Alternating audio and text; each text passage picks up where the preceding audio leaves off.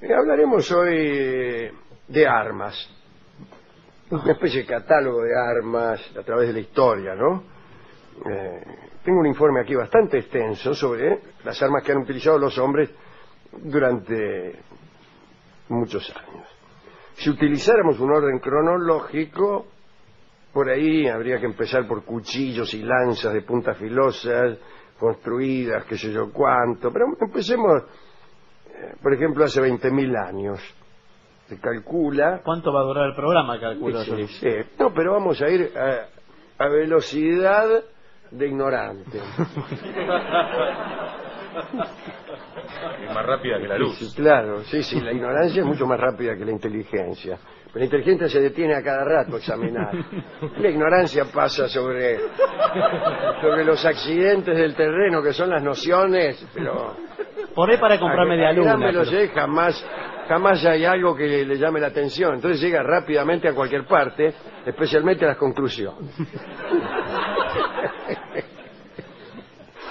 Este no es mal programa a veces, ¿no? Bueno, entonces, en esa fecha, el autor de este informe ubica la invención del arco y la flecha, que vendrían a servir para almacenar energía lentamente y liberarla de pronto. Esto hace posible el ataque a mayor distancia que, por ejemplo, la lanza, o que el cuchillo, o el palo, si me permite la expresión. Y fue un arma, el arco y la flecha, un arma de máxima importancia, por lo menos hasta el siglo XV. Maldito sea el cobarde que inventó las armas capaces de matar a distancia, dice alguien, que creo que es la canción de Roland. Pero, bien. En un principio los metales no se utilizaban para hacer armas, porque eran blandos. Casi todos los metales que se conocían, o que se podían aislar o preparar, eran blandos, salvo el oro y la plata, que hubieran podido servir, pero siempre fueron escasanes, ¿no?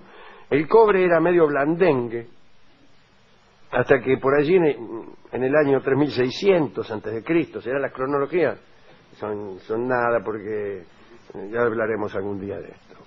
Bueno, por ahí se empieza a fabricar bronce, y el bronce se las aguanta. Se empiezan a fabricar lanzas, escudos, armaduras. Los héroes de Troya, por ejemplo, los héroes de Homero, usaban bronce, ¿no? En otro orden de cosas, podríamos hablar, aunque sea un poquito, del transporte en la guerra, ¿no? En la guerra de Troya nadie monta a caballo. Todo lo que vemos, no solo en las películas, sino, ¿dónde lo vemos? Sino en los vasos. En los vasos, que son la alfarería, los vasos pintados, nos transmiten una información valiosísima. Incluso los mitos se sacan de los vasos. Algún día lo diremos. Pero el caso es que nunca hay un tipo montado a caballo. ¿Qué hay entonces? Carros. Todo lo que vemos son carros de guerra. Esto empezó primero en Sumer, como casi todo. Allí usaban unos carros atados a bueyes.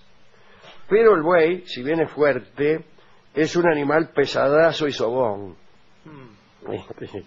Entonces pensaron en el burro, como tanta gente que lo conozco.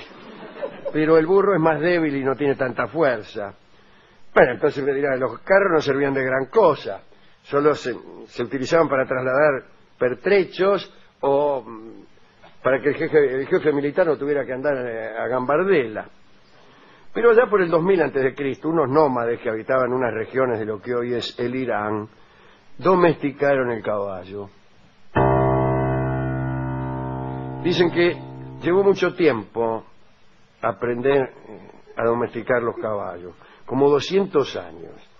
E inventaron también la manera de atarlo al carro, porque el método que se utiliza para atar a los bueyes no les sirve a los caballos, porque les aprieta la tráquea y no los deja correr.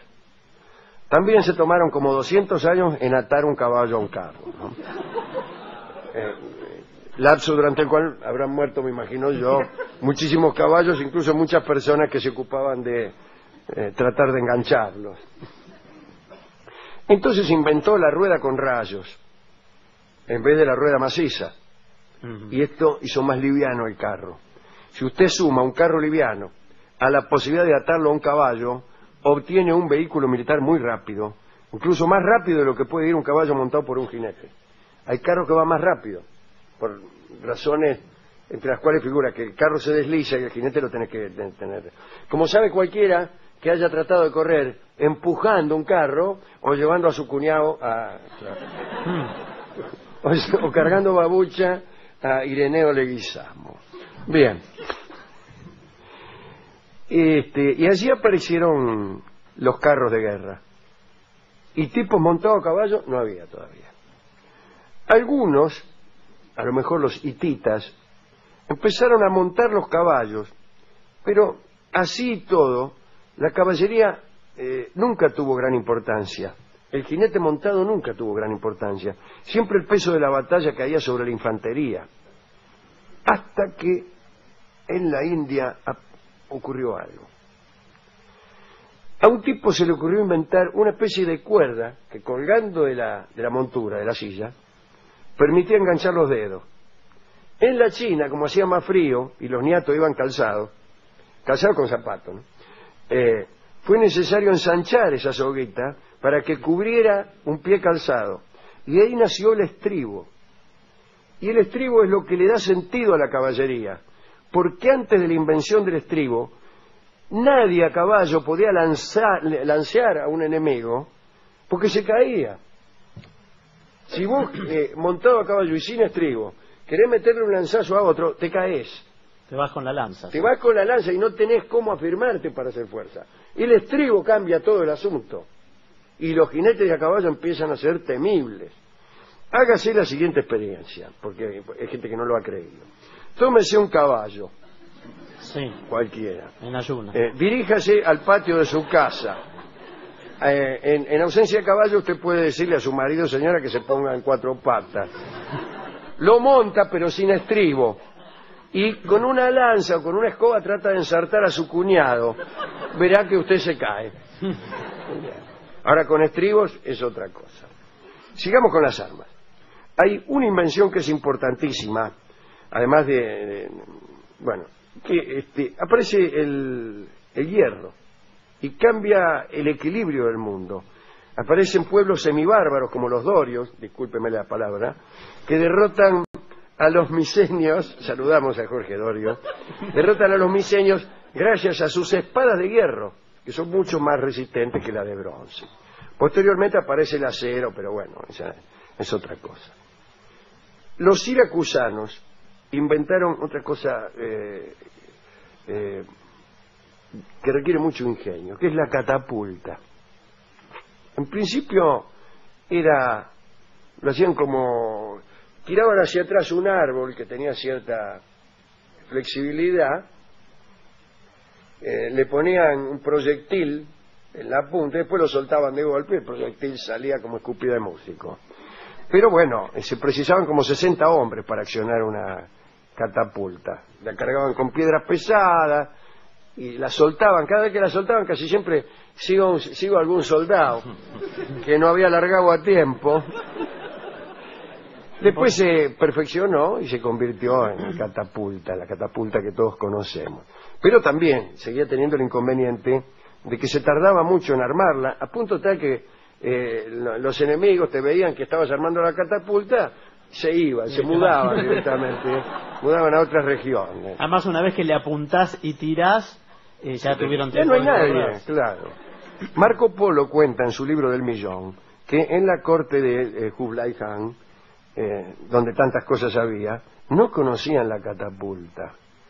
Y que fue Marco Polo el que le enseñó a los chinos a fabricarlas, y gracias a eso el Kublai Khan ganó no pocas guerras. Vamos un rato a Grecia, y no solo para hablar de armas, sino también de estrategia. Los griegos desarrollaron la falange, que eran 48 hileras de guerreros, y los romanos otra formación, que es la legión, que es más rápida. Pero la legión necesitaba, para imponer su rapidez, trasladarse a un terreno sin accidentes. Por eso los romanos, por eso no en realidad, lo que debería decir aquí es trasladarse por un camino sin accidentes. Por eso los romanos construyeron caminos. Roma construyó 80.000 kilómetros de carreteras, muchísimo, que no tenían un sentido comercial ni turístico, sino que básicamente servían para el traslado de los ejércitos.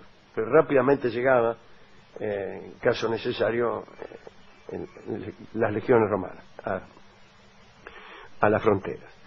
Donde no andaban muy bien los romanos era en el mar.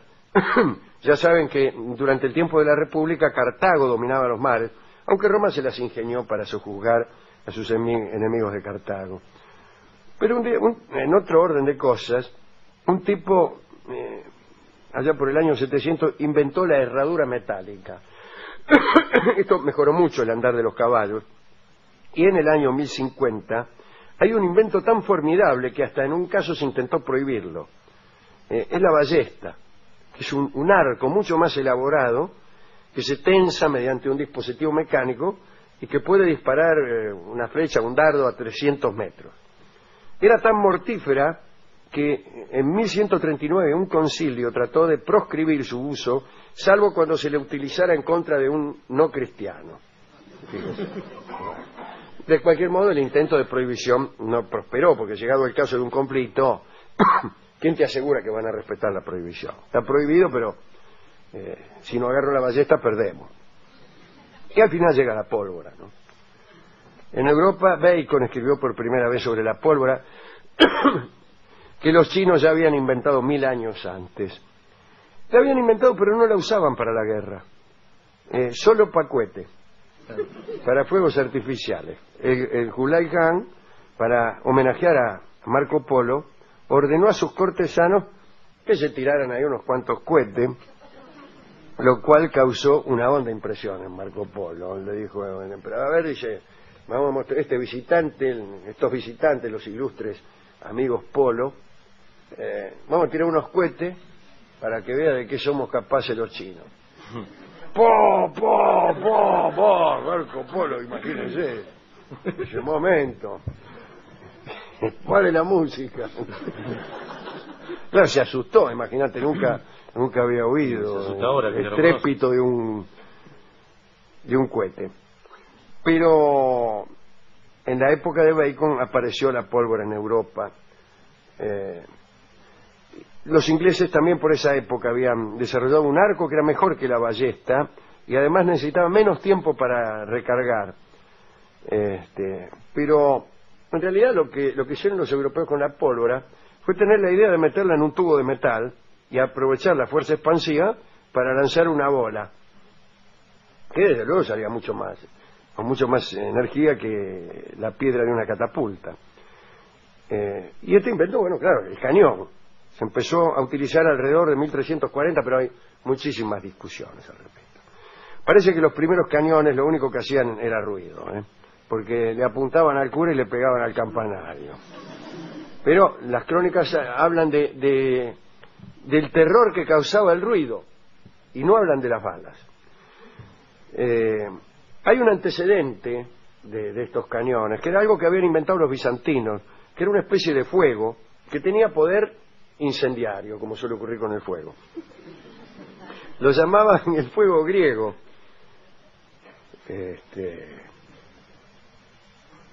Era una especie de nafta, una mezcla que ardía fácilmente, y lo expelían mediante tubos y los usaban particularmente contra los barcos de madera que tenían los árabes.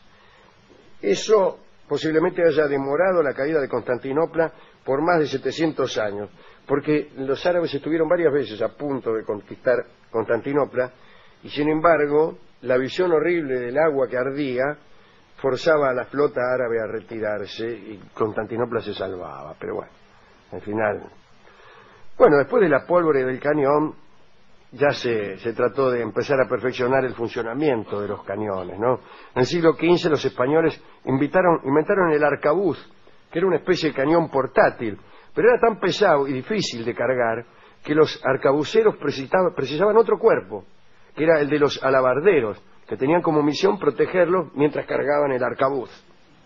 Después se mejoró, hubo un arcabuz mejorado, que dio por resultado el mosquete. Se llama así porque la bala, al pasar junto al oído, zumba como una mosca. La bala de mosquete era muy penetrante, atravesaba las armaduras y significó la carta de defunción de las armaduras. No se fabricaron más armaduras, porque ¿para qué?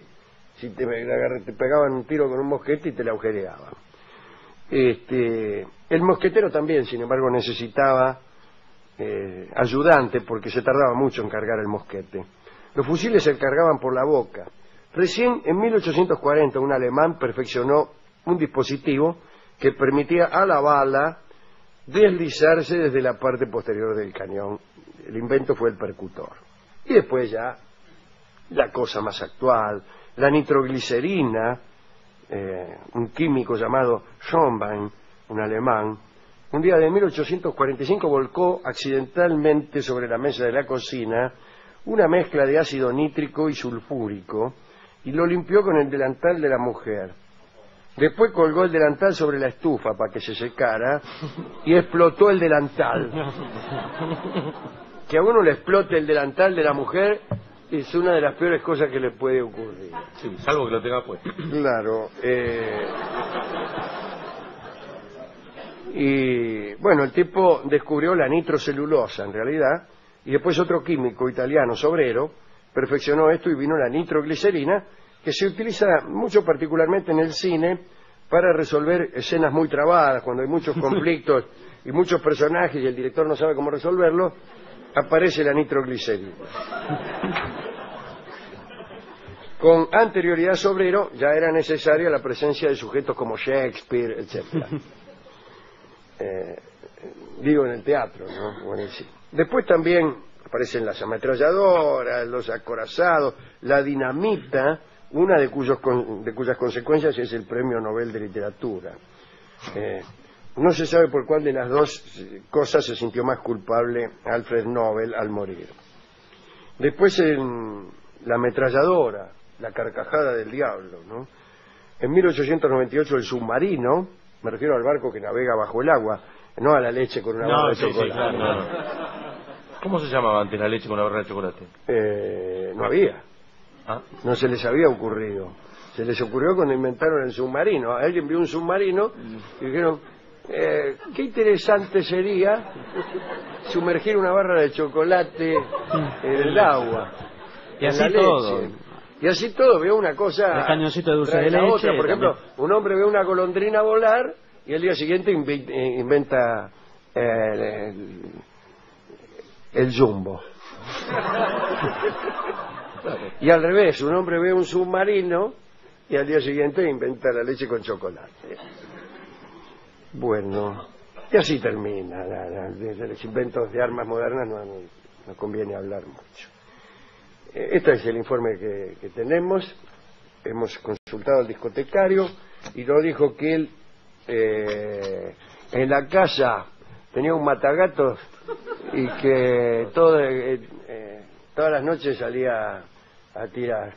¿Pero qué tiene que ver? Si no estamos hablando de tiraba historia, las gallinas de los gallineros vecinos y para venganza, pequeñas venganzas personales. Pero estamos hablando de historia del azar. Bueno, pero no de el discotecario siempre quiere tener la última palabra. Y como no tenía ningún disco de armas, sí. me dijo, esta es un arma que también se utiliza. ¿Cuál? La toalla mojada. Ah. La toalla mojada se llama esta milonga que va a cantar don Edmundo Rivero y que fue compuesta seguramente ¿para qué? Para honrar a Alfred Nobel. Claro.